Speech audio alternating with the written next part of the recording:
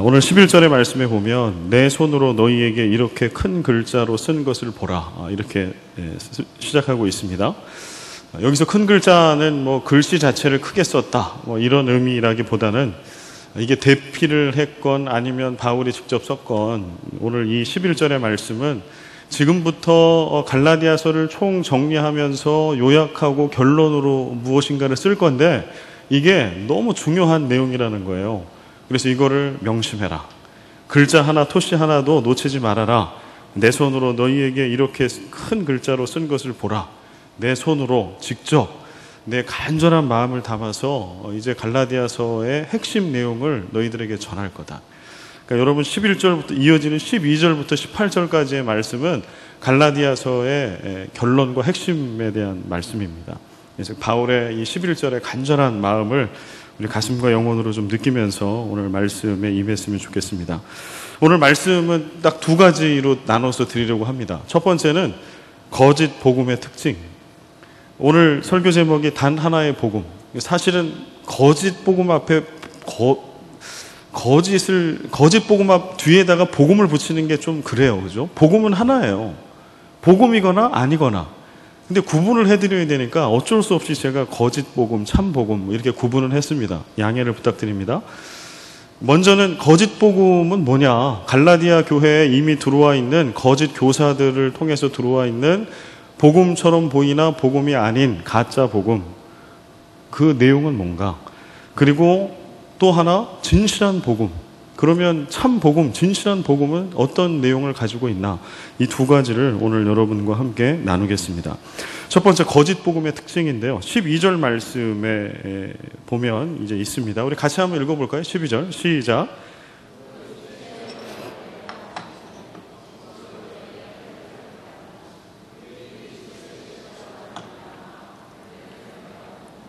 예. 여기 거짓 복음의 특징이 두 가지가 여기 이제 나오는데요. 첫 번째는요, 육체의 모양을 내려 하는 것. 이게 거짓 복음의 특징이에요. 육체의 모양을 내는 것. 외적으로 좋은 인상, 또 좋은 평판을 주려고 하는 사람들. 어디서 나오는 거 하니 이 사람들의 행함은, 신앙의 모습은 진짜 복음이 아니라 잘못된 복음, 복음 아닌 복음에서 나오는 겁니다. 어떻게든지 겉으로 이렇게 좋은 이미지를 주려고 하는 것이죠. 그리고 나쁜 것이 아니라 늘 긍정적인 그런 이미지를 심어주려고 하는 외적인 모든 노력들, 이런 것들의 근원으로 가면 무엇이 있는고? 거짓 복음이 있다라고 하는 겁니다. 세상의 인정과 외모에 연연합니다. 세상이 나를 뭐라고 하나, 나에 대해서 어떤 평가를 해주는가, 여기에 아주 예민하게 날이 서 있어요. 그리고 겉으로 보여지는 것에 집중합니다. 내가 그렇기 때문에 남들을 볼 때도 그런 부분을 봐요. 겉으로 보여지는 부분, 그의 외모와 그의 말투와 그의 행함과 겉으로 보여지는, 내면보다는 겉으로 보여지는 것에 관심이 많이 있습니다. 그래서 마음과 성품의 내적 변화가 아닌 외형적인 것들, 또 그러한 행동에 주로 초점을 맞춥니다. 이게 바로 육체의 모양을 내려 하는 거짓 복음에 속한 자들의 특징입니다. 이사야 29장 13절에 보면 이러한 부류를 아주 쉽게 설명을 해놓고 있습니다. 주께서 이르시되 이 백성이 입으로는 나를 가까이 하며 입술로는 나를 공경하나 그들의 마음은 내게서 멀리 떠났나니 그들이 나를 경외함은 사람의 계명으로 가르침을 받았을 뿐이라. 입으로 입술로는 하나님 존경합니다, 하나님 공경합니다, 하나님 예배합니다, 주님 주여 이렇게 하지만 그러나 마음은 하나님께로부터 떨어져 있고 멀어져 있다, 이렇게 특징합니다. 복음은요, 변화가 일어나는데 밖에서부터의 변화가 먼저 일어나는 것이 아니라 진정한 복음이 우리 안에 들어오면 안에서부터 변화가 일어납니다. 이게 진짜 복음을 받으면 그래요. 우리 내면에서부터 변화가 일어나서 이것이 우리의 밖을 바꿔요. 우리의 말투를 바꾸고 표정을 바꾸고 우리의 행함을 바꿔요. 그런데 거짓 복음은 내면으로부터의 변화를 추구하지 않아요. 껍질의 변화, 껍데기의 변화를 추구해요. 그래서 내면은 관심이 없어요. 그래서 겉에 보여지는 것들부터 변화를 이어나갑니다. 내면으로 결코 들어가지 않습니다. 이것이 거짓 복음의 특징입니다. 그래서 여러분, 이건 우리가 좀 돌아봐야 합니다. 우리 스스로도. 우리는 이단에 빠져 있지 않으니까 이건 나랑 상관없다. 그렇지 않아요. 우리 안에도 온전한 복음을 우리가 받았으나 때때로 우리의 부족함 때문에 이것이 왜곡되어서 우리 안에도 이런 거짓 복음을 받았을 때 드러나는 그런 불량스러운 모습들이 우리 안에도 충분히 나타날 수 있습니다. 그래서 우리는 이 말씀을 통하여 점검해 보는 거예요. 지금 내가 어떤 영향력 가운데 있나? 라고 하는 거죠. 두 번째 거짓 복음의 특징은 오늘 12절 말씀에 그들이 그리스도의 십자가로 말미암아 박해를 면하려 함뿐이라. 거짓 복음을 가르치고 받아들이는 사람의 특징은 십자가로 말미암는 박해를 피하려고 해요. 고난을 피하려고 해요. 영광만을 얻으려고 합니다. 열매만을 따 먹으려고 합니다. 존경받고 칭송받으려고 합니다. 주인 행세를 하려고 합니다. 이게 거짓 복음의 영향력 아래에 있을 때 나타나는 강력한 현상들입니다. 그러나 성경은 계속해서 얘기합니다. 영광은 고난 없이는 완성되지 않는다라고 성경은 얘기해요. 로마서 8장 17절 말씀을 우리 같이 한번 읽어볼까요? 시작. 자녀이면 또한 상속자 곧 하나님의 상속자요 그리스도와 함께한 상속자니 우리가 그와 함께 영광을 받기 위하여 고난도 함께 받아야 할 것이니라. 아멘. 우리가 온전한 복음을 받아들였을 때 우리는 하나님의 상속자가 됩니다. 예수 그리스도 하나님의 유일하신 아들 예수님과 더불어 우리도 믿음 가운데 하나님의 상속자가 돼요. 엄청난 권한이죠. 여러분, 옆집에 엄청난 거부가 있는데 그 외아들이 딱 하나 있어요. 그 재산은 다 그 아들 겁니다. 그런데 오늘 말씀은 나도 동일하게 그 아버지의 재산을 동일하게 받는 거예요. 이거는 뭐 비교할 수 없는 엄청난 은혜와 영광이죠. 그런데 우리는 여기까지는 할렐루야 아멘이죠. 그렇지. 아버지 하나님의 영광을 우리가 받지. 믿음 가운데. 내가 그런 존재지. 여기까지는 너무 좋습니다.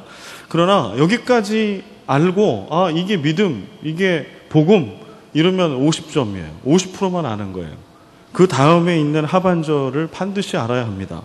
우리가 그와 함께 영광을 받기 위하여 고난도 함께 받아야 할 것이니라. 십자가의 영광, 그리스도의 영광은 고난이 없이는 결코 완성되지 않습니다. 예수님이 사셨던 공생애의 모습을 우리는 주목할 필요가 있어요. 그런데 우리는 자꾸 그것을 잊어버려요. 그래서 영광만 생각해요. 부활의 능력. 그러나 죄송하지만 예수님께서 복음서의 말씀을 통해서 기억하라고 한 것은 십자가의 고난입니다. 십자가의 고난을 기억함이 없이는 부활의 능력은 기억되지 않아요. 그래서 예수님은 우리에게 십자가의 고난을 잊지 말고 기억하라고 얘기해요. 그래서 이 사순절 기간에 고난을 기억하는 것은 참 중요합니다. 고난에 매몰되면 안 되지만 부활의 능력과 소망으로 나아가야 하지만 그러나 고난을 묵상함이 없이는 뿐만 아니라 더 나아가서 묵상해서 그치는 것이 아니라 내 몸에 고난을 짊어지고 살아감이 없이는 부활의 능력과 그리스도의 영광은 없어요. 절대 완성되지 않아요. 이게 성경이 계속 얘기하는 겁니다. 만약에 예수님께서 우리가 얻어야 될 것이 영광만 있다, 부활의 능력과 그 영광만이 있다라고 하면 예수님이 공생애 동안에 우리에게 보여주셨던 것은 계속 이기는 것만 보여주셨을 거예요. 뭔가 계속 성취하는 것들만 보여주셨을 거예요. 돌덩이 바꿔서 떡으로 바꾸고 막 뛰어내리고 기적을 베풀고 다 싸워서 두드러 패고 이러면서 정치적인 세력 모든 것들을 다 눕혀버리면서 기적을 통해서 하나님의 나라와 왕국을 세우는 거 너희도 이와 같이 해라 이렇게 말씀하셨을 겁니다. 그러나 예수님은 그렇게 하지 않으셨죠. 광야 가운데 배고픔 가운데 머무셨고 억울함 가운데 계속 묵묵히 기도하셨고 그 고난의 마지막은 예수 그리스도의 십자가의 고난, 찢기시고 상하시고 완전히 쪼개지시는 이 세상에 가장 낮은 자와 저주받은 자가 되셔서 그렇게 죽음을 향해 끝까지 내려가셨던 예수님, 뭘 보여주시려고 했던 걸까요? 바로 이거. 고난이 없이는 영광은 완성되지 않는다라고 하는 거예요. 그럼 오늘 그리스도인들에게는 그러면 이제 이렇게 우리가 생각할 수 있어요. 아, 그럼 그리스도인은 지질이 공상 그냥 맨날 그렇게 힘들고 어렵고 가난하고 막 고통과 고난 눈물 찔찔 짜고 이렇게만 살아야 하는 겁니까? 이렇게 생각할 수 있습니다. 절대 그렇지 않아요. 여러분, 예수님의 삶이 그랬어요? 예수님의 삶이 맨날 질질 짜고 못 살겠어요 뭐 이러고 사는 삶이 예수님의 삶이 아니었죠. 예수님의 삶은 승리자의 삶. 고난이 와도 예수님의 사전에는 고난의 정의가 다르게 돼 있어요. 그리스도인의 사전에도 고난, 고통이라고 하는 것의 정의는 다르게 되어 있어야 합니다. 피해야 할 것, 나쁜 것 이게 아니에요. 고난은 짊어져야 할 것, 통과해 가야 할 것, 그리스도의 고난에 함께 해야 할 것, 고난을 통해 우리는 더 성숙해 가고 우리는 예수 그리스도의 깊은 고난에까지 동참하고 특별히 이 땅 가운데 하나님께서 우리에게 주신 많은 이웃들, 여러분의 삶의 자리에 고난의 넓이와 깊이가 넓으면 넓을수록 깊으면 깊을수록 우리 주위에 있는 수많은 고난과 고통 가운데 있는 이웃들의 아픔과 고통이 피부로 절실하게 느껴져요. 그래서 그들을 그리스도의 마음으로 심장으로 끌어안을 수 있어요. 그들을 위해서 진실되게 중보할 수 있어요. 도울 수 있어요. 그들의 아픔에 함께 할 수 있어요. 이런 얘기 있잖아요. 눈물 젖은 빵을 먹어본 사람 뭐죠? 눈물 젖은 빵을 먹어봤냐? 뭐 이런 거죠. 여러분, 정말 눈물 젖은 빵을 먹어본 사람을 만나면 이게 표현이 좀 그런데요. 사람이 참 맛깔스러워요. 어떤 사람은 겉으로 볼 때는 다 갖췄어, 스펙을. 그런데 참 맛없어.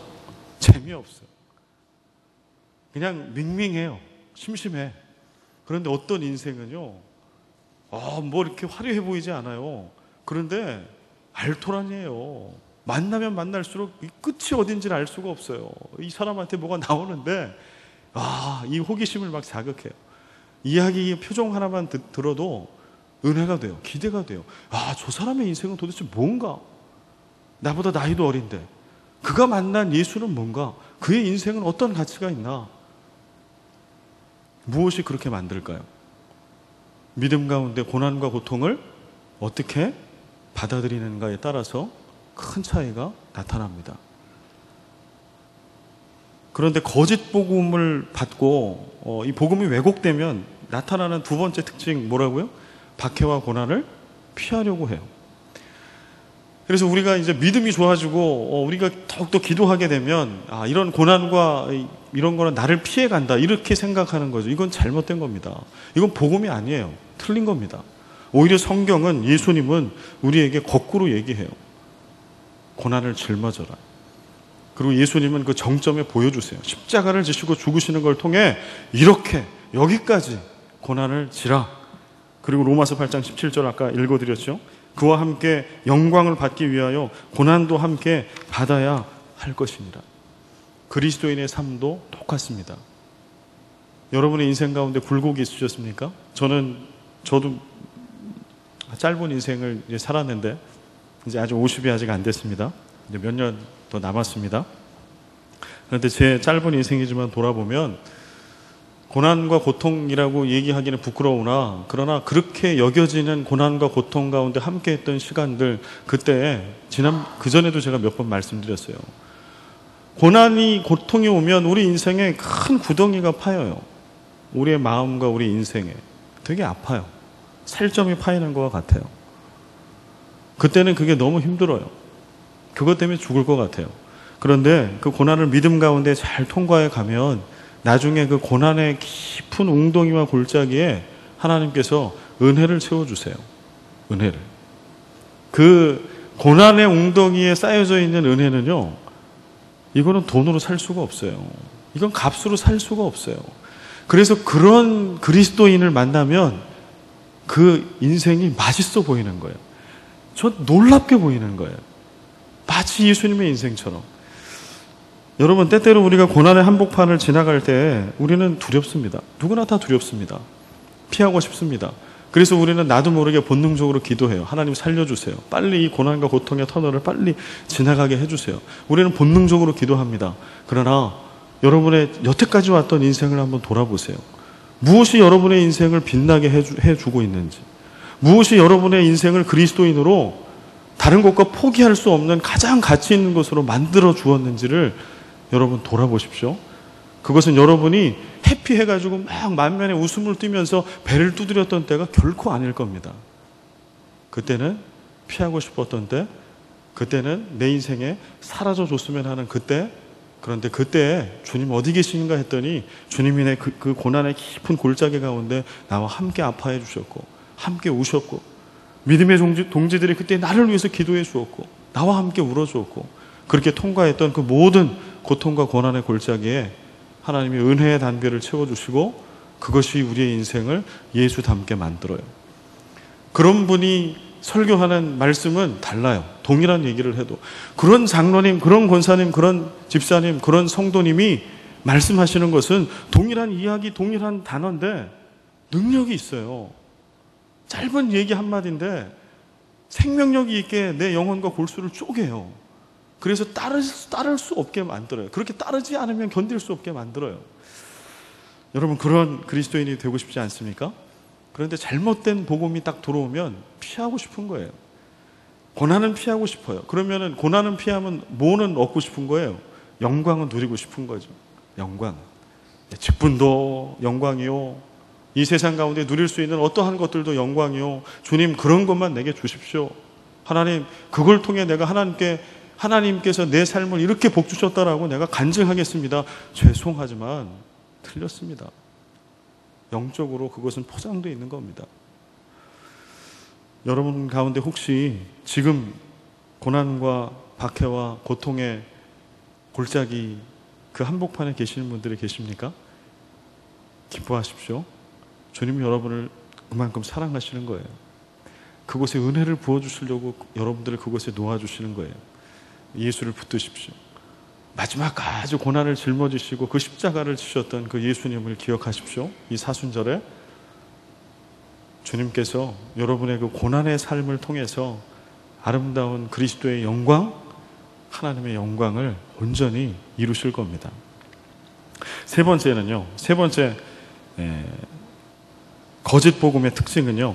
육체로 자랑하려 한다는 거예요. 13절. 오늘 13절 말씀에 보면 할례를 받은 그들이라도 스스로 율법은 지키지 아니하고 너희에게 할례를 받게 하려 하는 것은 그들이 너희의 육체로 자랑하려 함이라.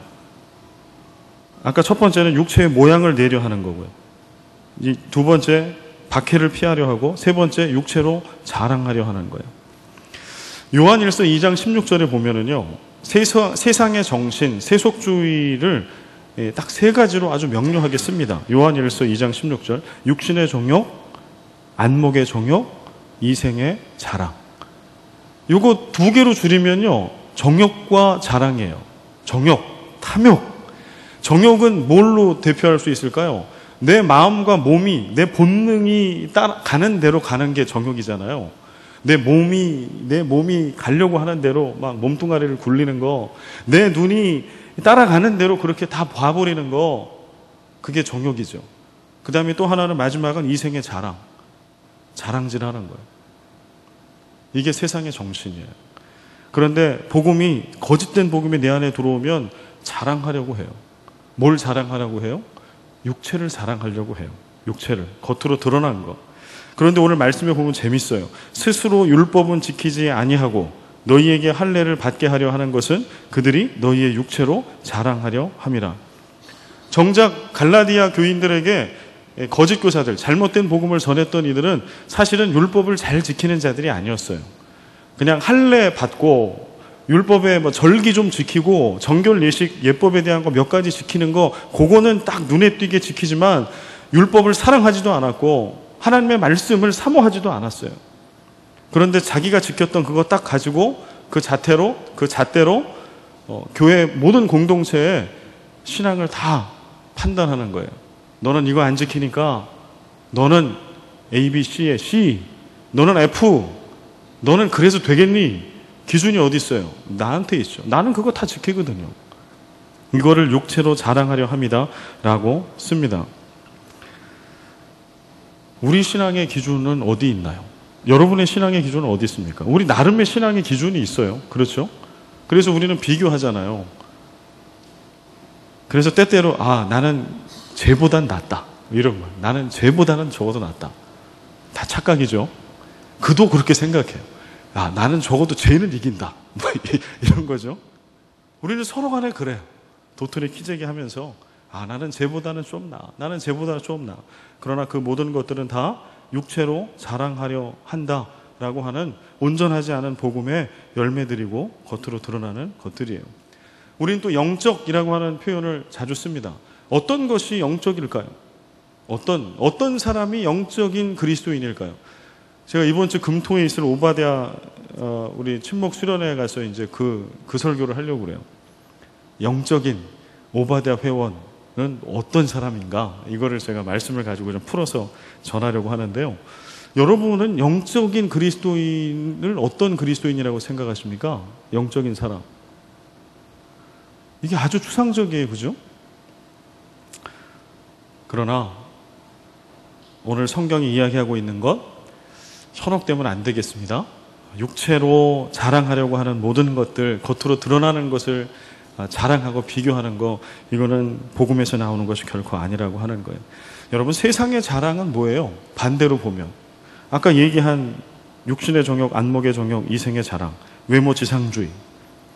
참 요즘 이 시대가 안타깝죠. 특별히 한국 사회를 보면 너무 극단적인 외모 지상주의. 학벌, 가문, 교회를 따지면 교회 규모, 교인 수, 건물 크기, 자가냐 아니면 임대냐, 몇 평이냐, 얼마냐, 교회 예산이 얼마냐, 다 이걸로 평가해요.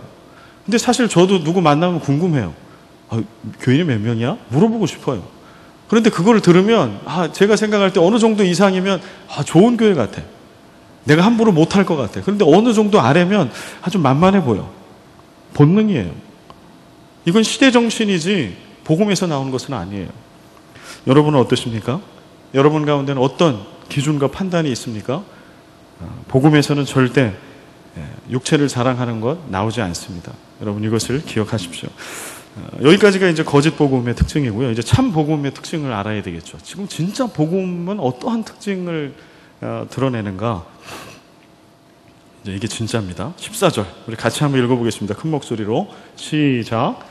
그러나 내게는 우리 주 예수 그리스도의 십자가 외에 결코 자랑할 것이 없으니 그리스도로 말미암아 세상이 나를 대하여 십자가에 못 박히고 내가 또한 세상을 대하여 그러하니라. 아멘. 진짜 복음의 특징 1번은요. 십자가만을 자랑해요.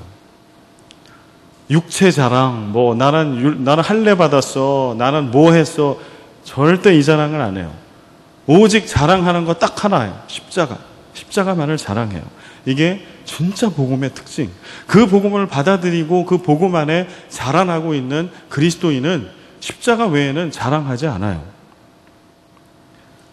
그런데요, 이게 쉬운 것 같지만 그렇지 않습니다. 정통 유대인들을 생각해 보자고요. 2000년 전에 정통 유대인들에게 십자가는 자랑거리일까요? 아니면 피해야 할 저주일까요?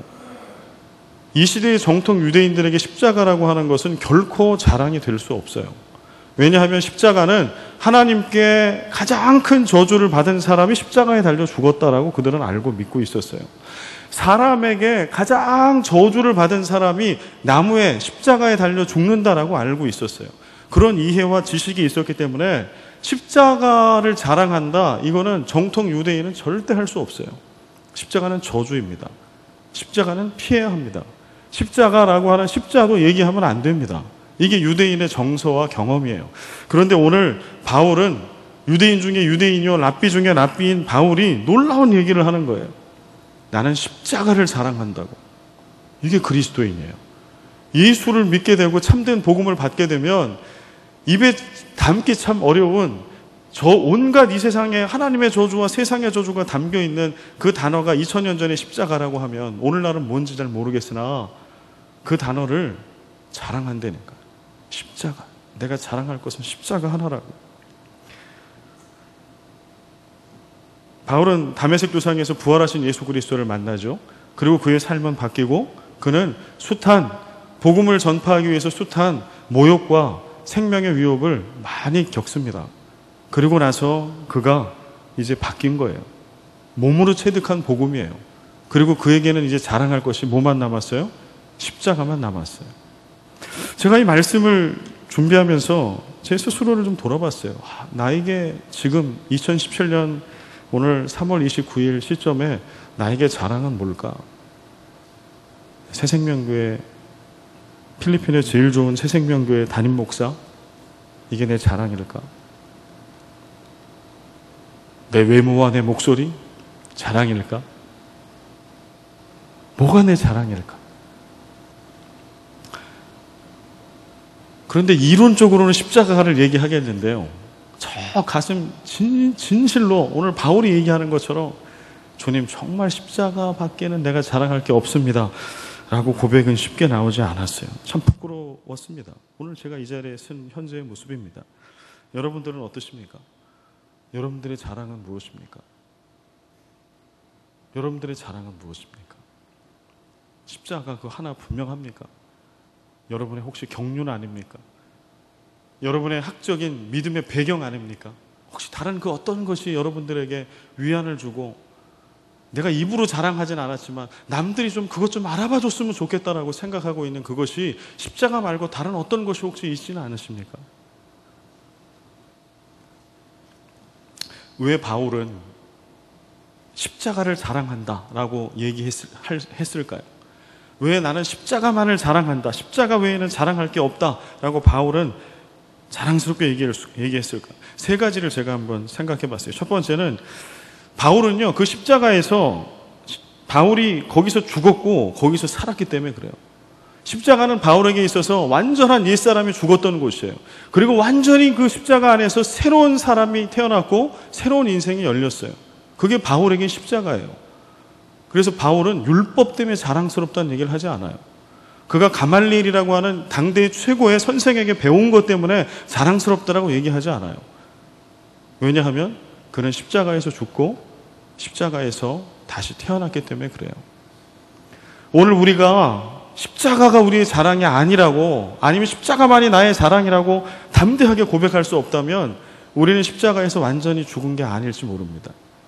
우리는 그 십자가에서 완전히 다시 살아난 게 아닐 수 있습니다.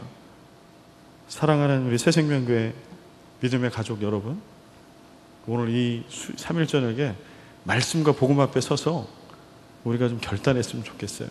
주님, 제가 십자가 앞에서, 십자가 위에서 예수님 완전히 죽으신 것처럼 주님 나도 죽겠습니다.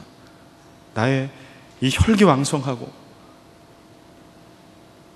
이 모난 이 모든 것들이 죽기를 원합니다. 그리고 다시 그곳에서 태어나기를 원합니다. 예수 닮기를 원합니다. 두 번째는요, 왜 바울이 십자가만을 자랑할 수 있었을까? 두 번째는 바울은 그 십자가에서 진정한 승리를 경험했기 때문이에요. 죄로부터의 승리, 사탄으로부터의 승리, 사망으로부터의 승리, 그 인생의 승리. 바울의 인생을 바라보면 그는 승리하는 인생을 살았어요. 겉으로 보여지는 인생은 그는 참 고난으로 점철된 인생을 살았죠. 참 가난하고 힘들고 핍박받고, 가장 제가 볼 때 안타까운 것은 결혼하지 못했고, 그런데 그는 승리한 인생을 살았어요. 참 멋진 인생을 살았어요. 바울은 그 간증이 십자가에 있어요. 그래서 고백하는 거예요. 나는 십자가 외에는 자랑할 게 없다고. 여러분은 어디서 승리를 경험하셨습니까? 여러분은 어디서 승리를 경험하십니까? 여러분의 인생의 최고의 정점에 서 있을 때 어디서 그렇게 최고의 정점에 서 계시는 겁니까? 바울은 그게 십자가였어요. 그래서 나는 십자가만을 자랑한다고 고백할 수 있습니다. 세 번째는요, 이거예요. 그거 외에는 진짜 자랑할 것이 없기 때문에 그래요. 제가 깨달은 이게 진짜 답이에요. 바울은 괜히 겸손을 떠는 게 아니에요. 믿음이 좋으니까 막 이렇게 고차원적인, 우리 같이 이렇게 수준 낮은 사람들이 하지 못하는 나는 십자가 외에는 자랑할 게 없습니다, 뭐 이렇게 얘기하는 게 아니라고요. 그는 아무리 골백분 생각하고 묵상하고 해도 그가 자랑할 것은 진짜 십자가밖에 없었던 겁니다. 에베소서 2장 8절과 9절, 너희는 그 은혜에 의하여 믿음으로 구원을 받았으니 이것은 너희에게서 난 것이 아니요 하나님의 선물이라. 행위에서 난 것이 아니니 이는 누구든지 자랑하지 못하게 함이라. 사도 바울은 다른 어느 누구보다 그는 12사도 중에 한 사람이 아니었잖아요. 그는 사도들을 핍박하고 스데반 돌 맞아 죽을 때 옷 맡아줬고 그리스도인을 핍박하기 위해서 혈안에 대해서 다녔던 그런 망나니였잖아요. 그런데 그런 그를 다메섹 도상에서 만나주시고 회심시켜주시고 이방인의 위대한 사도로 세워주셨어요. 그렇게 구원을 선물해 주셨어요. 그 바울이 자기 인생을 돌아볼 때 자랑할 게 진짜 없는 거예요. 십자가 외에는. 제대로 된 성도들은, 온전한 복음을 받아들인 참 성도들, 그리스도인들은 자랑할 것이 없어야 합니다. 하나도 없어야 합니다. 왜냐하면 우리는 은혜로, 선물로, 에베소서 2장 8, 9절은 그 은혜에 의하여 믿음으로 구원을 받았으니 이게 하나님의 선물이래요. 믿음도 선물이에요. 믿음도 은혜예요. 내 의지와 내가 잘나서가 아니라고 바울은 고백합니다. 그러니 뭘 자랑하겠습니까? 바울은 이렇게 고백해요. 고린도전서 15장 9절에 나는 사도 중에 가장 작은 자입니다. 에베소서 3장 8절 모든 성도 중에 지극히 작은 자보다 더 작은 자. 그런 그가 그 인생의 말미에 갔을 때 디모데전서에 가서는 이렇게 얘기합니다. 죄인 중에 내가 괴손이라. 그가 얼마나 예수를 닮아가나 단계가 나와요. 나는 사도 중에 가장 작은 자. 이거는 좀 약하죠. 그 다음에 나는 모든 성도 중에 지극히 작은 자보다 더 작은 자. 사도 중에 작아도 사도잖아요. 그죠? 사도 중에 작아도 작은 사도니까 대단한 거죠. 그 다음에 고백은 모든 성도 중에 가장 작은 자 중에 내가 더 작은 자라고. 근데 그의 인생의 말년에 그가 디모데전서 디모데에게 주었던 말씀에는 나는 죄인 중에 괴수다. 이거는 겸손을 떠는 얘기가 아니에요.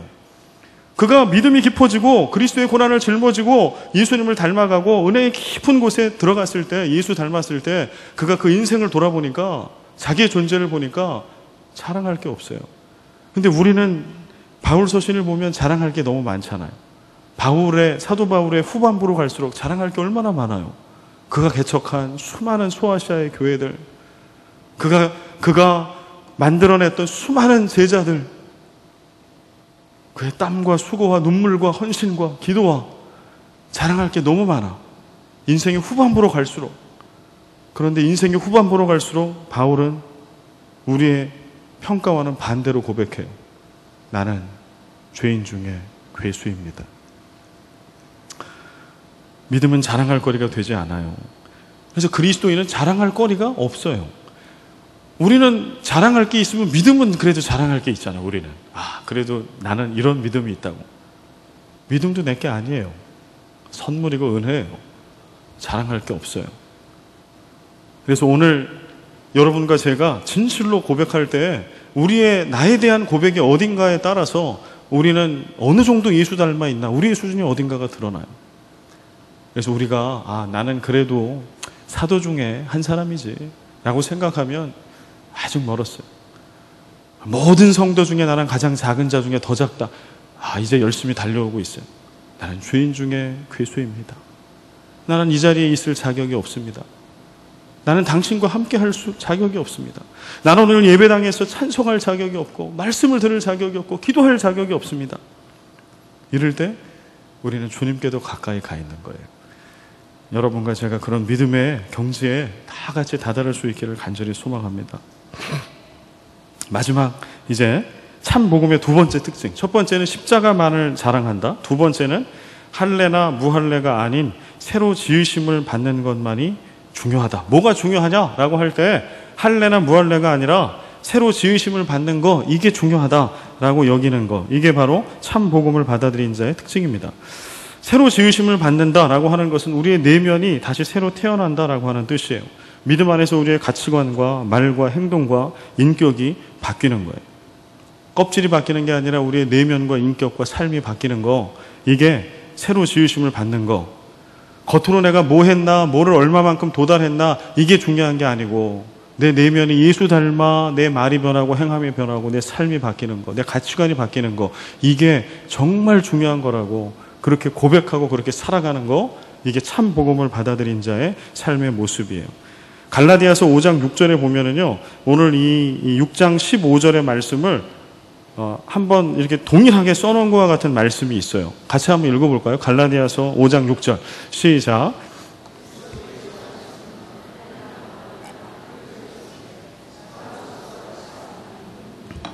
아멘. 15절과 비교해보면 앞에는 똑같아, 그죠? 할례나 무할례나 아무것도 아니로되 예수 안에서 할례나 무할례나 효력이 없으되, 15절은 새로 지으심을 받는 것만이 중요하다. 갈라디아서 5장 6절은 사랑으로서 역사하는 믿음뿐이니라. 그러니까 이 구조를 보면 무슨 말이에요? 새로 지으심을 받는 거, 이거는 뭐와 같아요? 사랑으로서 역사하는 믿음, 이거와 같은 얘기예요. 그리고 사랑으로서 역사하는 믿음은 뭐냐? 결국 진짜 복음이 들어오면 사랑의 사람이 된다라고 하는 거예요. 사랑의 사람이 된다.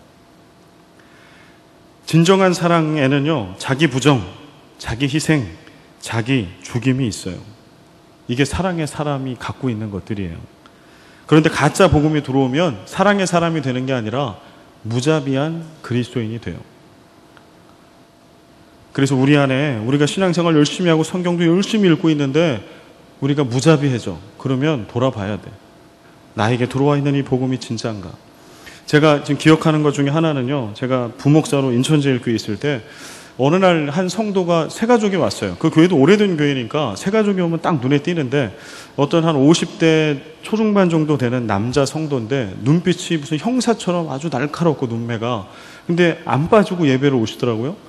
어느 날 이제 계속 인사를 이렇게 했는데 이분이 스스로 인사를 하더라고. 그리고 저에게 상담을 요청했어요. 그래서 제가 이제 이분하고 얘기를 나눴습니다. 이분의 고민은 이거예요. 이분은 이단 연구소에서 몇십 년간을 이단 연구를 했던 분이에요. 성경을 하여튼 달달 외워요. 모든 교리가 꽉 차 있어요. 줄줄줄줄줄. 겁나더라고. 그걸 아니까. 야, 내가 설교했던 거 이 사람 다 해가지고 이건 이거고 저건 저거고 이러고 있었을 건데, 근데 이분이 저한테 기도 제목을 이야기한 게 뭐였냐면, 자기가 수십 년 동안 이단 연구를 몸담고 있다 보니까 자기 안에 은혜가 메마르더라는 거예요. 이건 이래서 틀리고 이건 저래서 틀리고, 어떤 놈이 나쁜 놈일까, 어디가 사기꾼일까, 어디가 이단일까 이러고 있으니까 진실한 마음으로 예배 때 은혜를 받아본 적이 가물가물하대요. 그런데 이 교회 와서 목사님의 설교 말씀을 들으면서 이 예배에 은혜가 되더라는 거예요. 뭐가 신학적으로 어떻고 이런 걸 떠나서 그 얘기를 제가 들으면서 여러 가지 생각을 하게 됐습니다. 여러분, 요즘에 여러분 가운데 그러한 은혜가 있으세요? 돌아봐야 돼요. 우리 안에 사랑으로 역사하는 믿음, 사랑의 믿음이 우리 가운데 샘솟을 때, 내 안에 진짜 살아있는 복음이 꿈틀거리고 있구나. 진짜 복음이구나. 나는 그 복음 안에 자라고 있구나. 이런 확신을 가지셔도 되겠습니다. 이러한 사랑의 복음, 또 이러한 믿음이, 사랑으로 역사하는 믿음이 여러분과 저의 믿음이 올 한 해 되기를 간절히 소원하고 축복합니다. 아버지 하나님, 오늘도 이 3일 저녁에 말씀을 통하여 우리에게 주의 음성을 듣게 하여 주시고, 그리스도인으로 어떻게 살아야 하는지, 어떤 복음의 사람이 되어야 하는지 결단하게 하시니 감사합니다. 하나님, 그렇게 예수 닮는 우리가 되게 하여 주시고, 우리를 통하여 이 땅 가운데 거룩한 하나님의 나라 세워갈 수 있도록, 그런 아름다운 사랑의 열매들을 맺어낼 수 있도록 하나님 도와주시옵소서. 예수님의 이름으로 기도하옵나이다.